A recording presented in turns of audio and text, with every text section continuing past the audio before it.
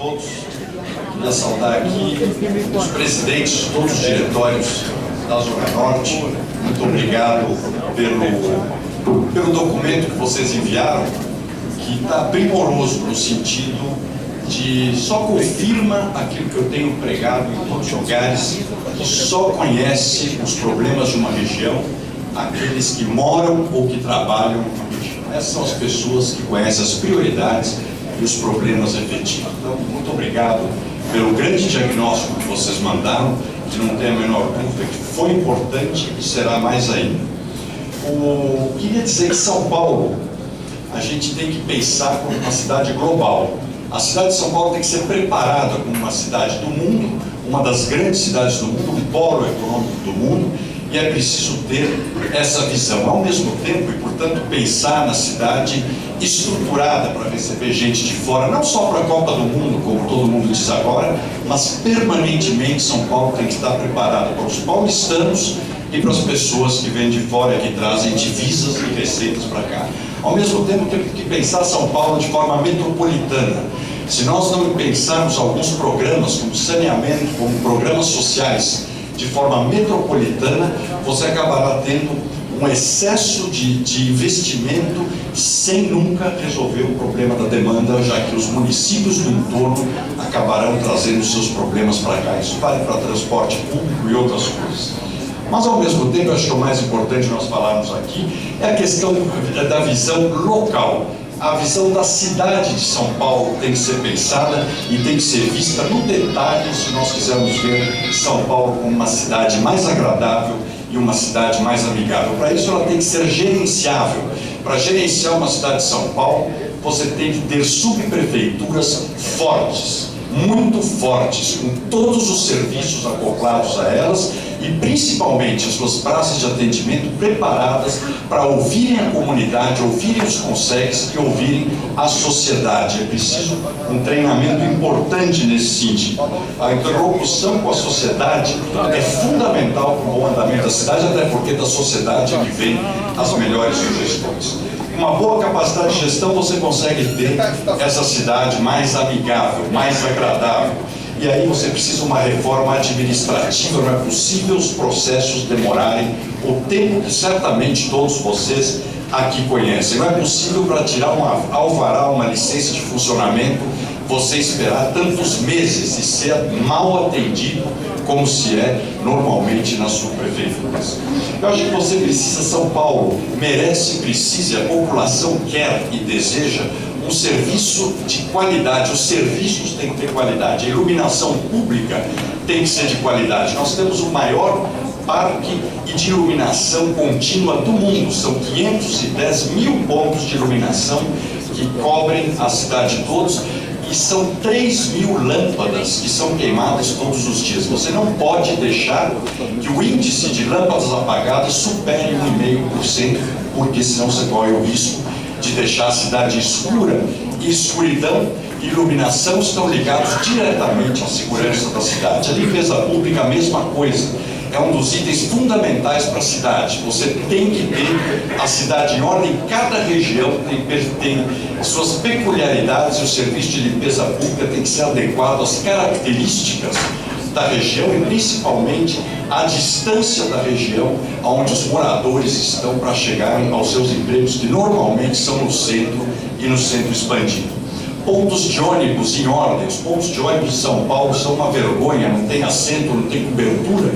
Mal e mal você consegue descobrir onde eles estão. As calçadas de São Paulo, que são 32 mil quilômetros de calçadas, não tem por que estarem nas condições que estão segunda causa de morte no trânsito, são calçadas ruins ou inexistência de calçadas. Aliás, aqui tem um exemplo, na Avenida do Pinel, tem boa parte dela, você não tem calçadas para andar. Então, a acessibilidade é uma coisa vital se nós quisermos uma cidade mais amigável. O serviço funerário, por exemplo, morre em São Paulo, em média, 220 pessoas por dia, né? Sendo que 30 ou 40 pessoas dessas vão para o serviço de cremação. que só tem um. Na Vila Alpina é preciso ter mais. Agências funerárias na cidade, existem apenas 5. Você precisaria ter pelo menos mais 10 nos pontos distantes. Não é possível alguém morrer na Brasilândia e levar 2 horas para ter que chegar até a Doutor Arnaldo, até o viaduto Dona Paulina. Enfim, o recapeamento tem que ser bem feito. É preciso, uma cidade como São Paulo, que vem amadurecendo, ela precisa ter uma política para a terceira idade. Isso é fundamental, até porque há muita coisa para você oferecer à terceira idade, e principalmente o pessoal da terceira idade tem muito ainda a oferecer à nossa cidade. Enfim, você tem que escutar a sociedade. Eu me lembro que um dos problemas até foi aqui na região, na Zona Norte, na Brasiluro Sul Lopes. Eu me lembro que era uma rua que você tinha um depósito de esgoto permanente. Como é que nós resolvemos? Ouvindo por mensagem do Twitter, pedido de um cidadão que mandou pelo Twitter. Quer dizer, não houve subprefeitura, 156, nada que resolvesse o problema. Nós precisamos também ter a cidade legalizada.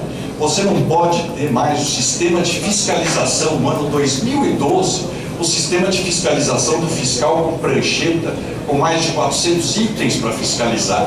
Isso você tem que fazer com fiscalização eletrônica, que inclusive reduziria muito a corrupção que ainda, infelizmente, existe.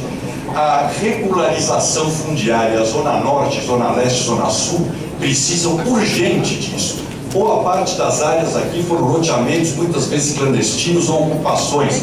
Isso 50 anos atrás. Se não se regularizar os lotes, nós nunca teremos a vinda de empregos regulares para cá. Não tem como você abrir um restaurante, uma loja, uma oficina, uma farmácia, pela falta de imóveis regularizados. Isso acontece em toda a Zona Sul, em boa parte da Zona Leste e em boa parte aqui da Zona Norte. Os alvarás provisórios que finalmente votaram a lei, que permitirá, pelo menos por um tempo, que você mantenha o comércio aberto em vários lugares, que de outra forma teria que ser fechado pela fiscalização. O controle de bingos tem que continuar duríssimo, de caça-níqueis que exploram a população, roubam a população. O projeto Cidade Limpa tem que voltar a ser fiscalizado com dureza. Não vamos deixar uma conquista tão grande da sociedade ser estragada. O comércio ilegal dos ambulantes, não todos, mas aqueles que vendem contrabando e carga roubada, atrapalham o comércio formal, como era o caso na avenida aqui da Voluntários da Pátria, que nós tiramos os ambulantes e conseguimos, eu acho, não voltarem até hoje. O PSIL, que é um órgão fundamental hoje numa cidade que tem tanta atividade de lazer, você não pode deixar que o lazer perturbe os moradores. A cidade verde, onde nós temos que fazer parques, ampliar parques como foram feitos na Vila Maria, o Parque do Trote, preservar e planejar a manutenção das áreas verdes como Jaraguá, a Serra da Cantareira e tantas outras áreas verdes. Se nós não planejarmos, corremos o risco de deixar degradar como as outras áreas. Limpar os nossos córregos para recuperar as áreas que foram degradadas. É o caso da Brasilândia, é o caso do Grajaú, é o caso de parte de Guaianazes. Quer dizer, limpar os córregos, urbanizar favelas, colocar fossas ascéticas, colocar saneamento básico, que é o mínimo que nós temos que oferecer às pessoas. Aqui, casualmente, tem aquela área dos japoneses, uma chácara dos japoneses, seria importante transformar logo num parque. Nós fizemos isso na represa de Guarapiranga, transformando a região num belíssimo lugar e gerando empregos. E cidade criativa, que eu acho que é fundamental nós ampliarmos toda essa questão das fábricas de cultura, que nós vamos fazer 2 aqui, uma na Cachoeirinha, uma na Vila Brasilândia e uma no Jaçanã, que é fundamental. Aliás, por falar em parques, eu comecei um belo parque no Jaçanã, no Jardim Flor de Maio, nem sei se terminaram.